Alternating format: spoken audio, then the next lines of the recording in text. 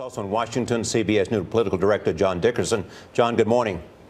Good morning, Charlie. So about the impact of a sequester and these cuts, is it being hyped too much? Will it be less than the president and his team are saying?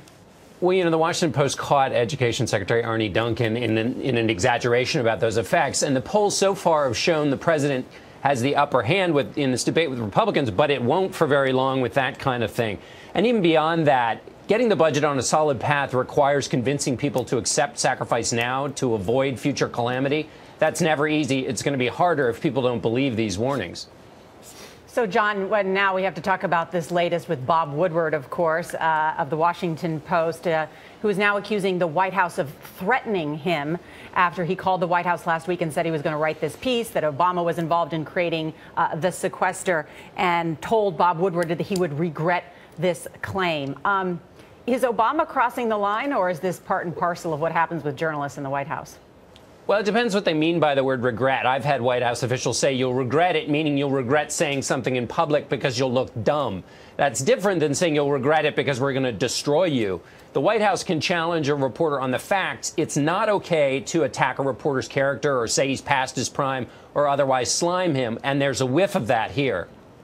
And, you know, Woodward makes the point in his piece that it was, and this is the whole beginning of this whole dust-up between the White House and Woodward, is that it was Obama's idea, the White House idea, to create this sequester. And Woodward says that Obama's moving the goalpost because the original deal would include no new tax revenues. This part is significant, isn't it?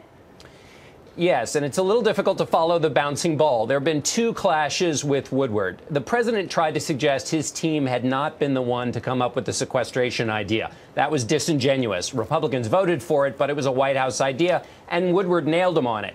This latest fight is about something different. The White House has a stronger case. Sequestration was not designed to be law, as we know. It was a poison pill, as you called it. It was designed to be a gruesome penalty to get lawmakers to focus on the issues of taxes and spending.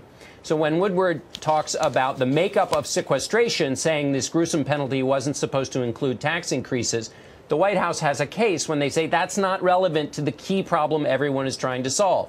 The key question has always been how to avoid sequestration. In that context, it's not moving the goalpost to talk about taxes. Republicans don't like it, but some of them, indeed, have even talked about taxes as a part of the solution. In fact, the way it was always described to me when I covered the White House, it was the sort of Damocles hanging over both sides, that it would force action for them to change things. And yet it hasn't, which is incredible, right? Right. The old cliche, nothing focuses the mind like a hanging. What they decided to do was come up with a hanging. But we're having a huge debate about the rope and John, not the thing to avoid the hanging. What's the conventional wisdom as to who will get the most blame if, in fact, it happens? The point you referred to earlier. Polls right now show that the president has the upper hand, that Republicans will be blamed.